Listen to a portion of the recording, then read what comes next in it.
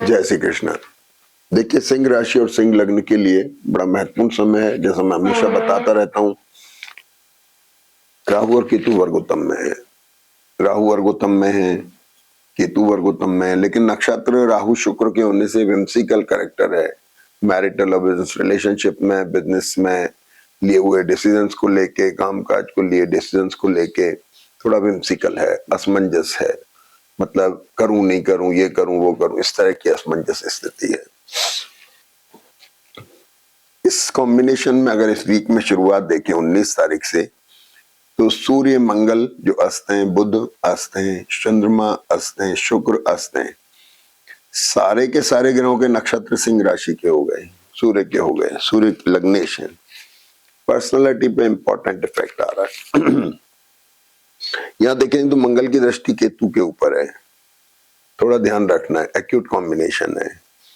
सूर्य जो है या मंगल बुध के साथ आके फ्रीज हो रहे हैं, चंद्र बुध के साथ आकर थोड़ा सा एक एक्सीडेंटल कॉम्बिनेशन बना रहे हैं, एकदम से इजाफा, एकदम से कमजोरी।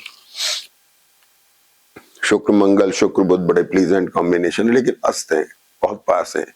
कफ कोल्ड टूथ प्रॉब्लम का विशेष ध्यान रखना है, किसी तरह की इंजरी का खास तौर पे ध्यान रखना है। दाहिने पैर में, बाएं पैर में, शोल्डर्स में कहीं कोई इंजरी होना, दर्द होना, ये पॉसिबल है। मंगल बुध जो है ये कॉन्स्टिपेशन का कारक है, फ्रीजिंग का कारक है। तो जब शुक्र बुध और शुक्र मंगल से कफ हो रहा है तो कफ भी फ्रीज हो गया, नहीं ज्यादा परेशान कर सकता है। पेट की तकलीफ आ सकती है, गैस्ट्रिक प्रॉब्लम होना हो गया, और मंगल बुध की वजह से दर्द भी कभी कभी हो जाता है। तो इस तरह के कॉम्बिनेशन कुछ एक्टिव है, इसका अपने को थोड़ा ध्यान रखना है।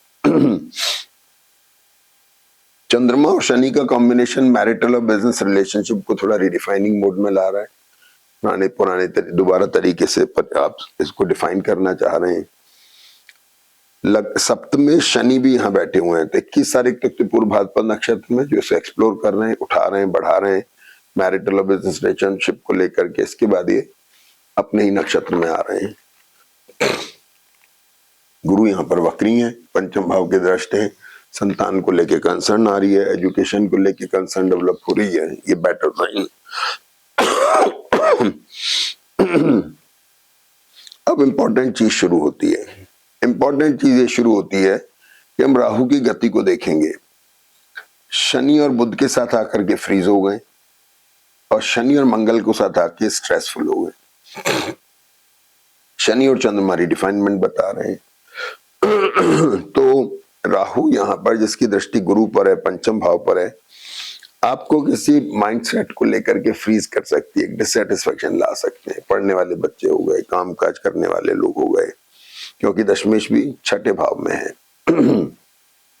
वीक की शुरुआत में शुक्र मंगल उच्च नवांश में है, ये एक अच्छा साइन है। एसेट को लेके कुछ कंसर्न इसमें दिखाई दे रही है। और पंचम राशि जो है वो शनि और गुरु की वजह से एक्सप्लोरिंग मोड में है। लगातार गुरु जो जून तक बदलेंगे तब तक ये शनि के साथ धनु राशि को एक्सप्लोर कर रहे हैं, लगातार उठा रहे हैं। तो ये एक अच्छा साइन है पढ़ने वाले बच्चों के लिए, दिमागी कामकाज करने वालों के लिए बहुत अच्छा वक्त है, उसका फायदा उठा सकते हैं। कुछ नई चीजें याद करके, नई कुछ तरीके अपना के अपने, क्योंकि जो मानसिक काम है उसमें सबसे ज्यादा फायदेमंद है। सॉरी।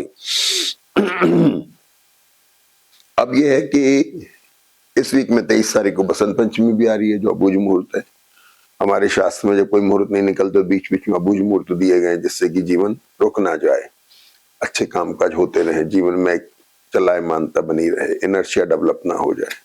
तो बसंत पंचमी है, अबूझ मुहूर्त है, शादी विवाह हो गए, कुछ नई शुरुआत, मुहूर्त वगैरह, इनके लिए अच्छा वक्त माना जाए।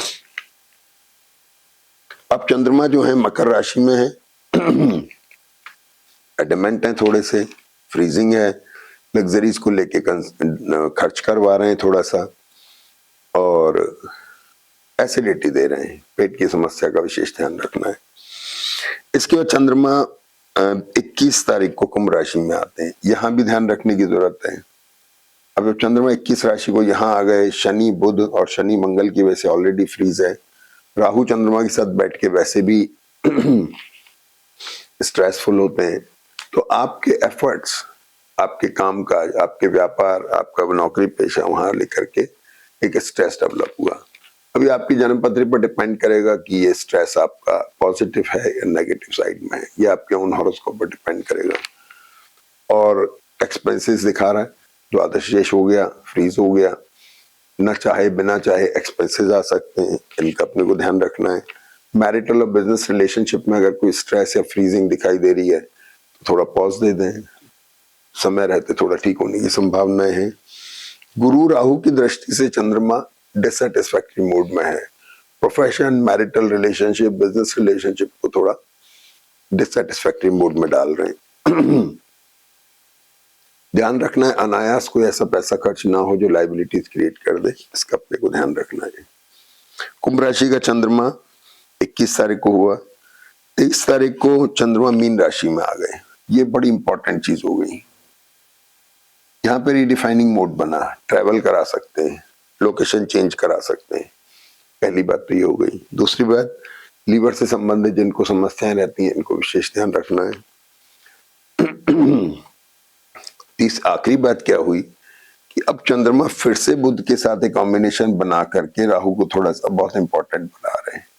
राहु की दृष्टि गुरु पर है जो पंचम और अष्टमेश का लॉर्ड हुआ। राहु की दृष्टि लग्न पर है और राहु की दृष्टि तीसरे स्थान पर है जो हमारे एफर्ट्स का, वेंचर्स का हुआ, सिबलिंग्स का हुआ। तो इसलिए अगर जन्म पत्री अब 23 तारीख को चंद्रमा मीन राशि में आ गए, तो मीन राशि में जब चंद्रमा आ गए, शनि के साथ मेरी डिफाइनिंग मोड बता रहे हैं। अष्टम भाव में चंद्रमा ट्रेवल भी कराते हैं, मैरिटल और बिजनेस रिलेशनशिप को लेकर के भी एक सोच विचार चल रहा है, एसेट को, लाइबिलिटीज को लेकर के भी चल रहा है।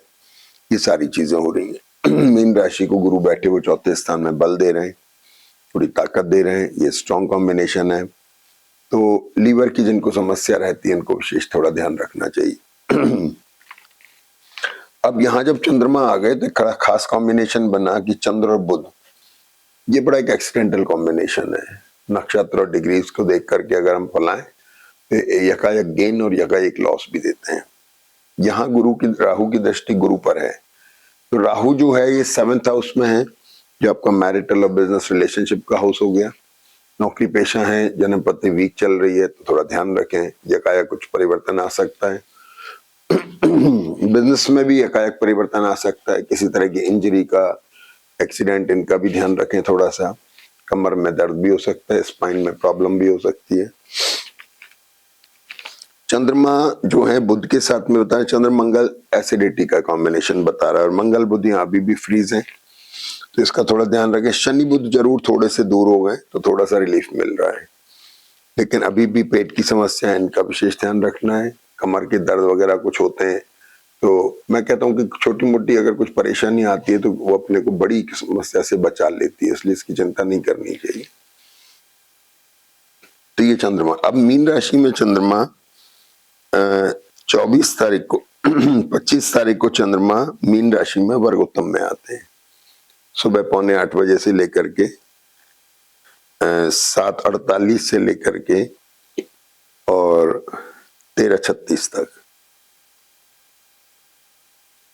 ये वर्ग उत्तम का चंद्रमा है।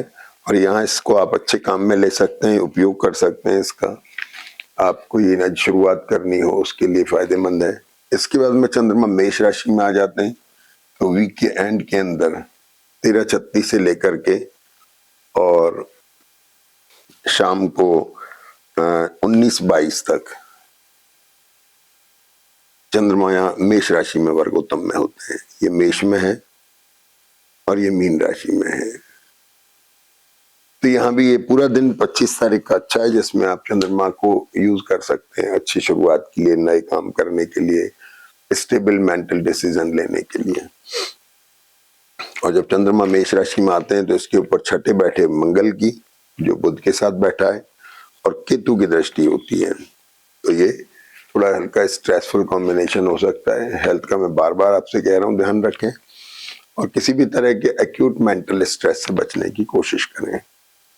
एसेट की रिशफल को लेकर के चेंजेस आ सकते हैं। जो लोग कोई प्रॉपर्टी एसेट रिशफल करना चाह रहे हैं, खरीद बेच करना चाह रहे हैं, उनके लिए इंपॉर्टेंट होगा। शेयर मार्केट में जो लोग करते हैं उन लोगों को भी थोड़ा ध्यान रखना चाहिए।